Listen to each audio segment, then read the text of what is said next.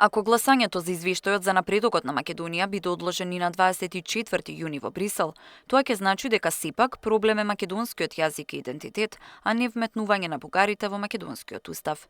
Според премиерот Мицкоски, бугарски политичари директно лобирале во Брисел да се пролонгира гласањето, стравувајќи од протестен бран, бидејќи во исто време во нивниот парламент требало да помине и законот за еврото. Високи политичари од страна на нашиот источен сосед вртеа на високи политичари во Брисел, аман те зама не го ставајте сега извештајот, не ни правете проблем, бидејќи треба да помине еврото, нели, во парламентот, за да не ни се соберат повеќе луѓе на улица.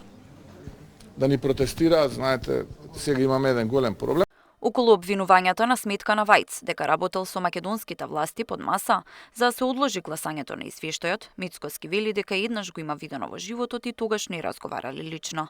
Смета дека е право на нашата влада на секаде во светот да се бори за македонските интереси. Јас во многу наврати во минатото кажав дека изминативе месец, изминативе не цела година, се бориме, лавовски се бориме на секаде во свет, и во Вашингтон, и во Брисел, и во Лондон, и во Берлин, и на секаде во свет се бориме да ги вратиме оние изгубени позиции кои што ги распродаде претходната влада.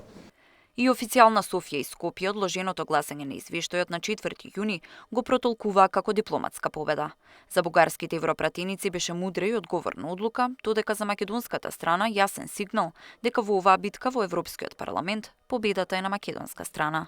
Тамара Дичевска, Сител телевизија.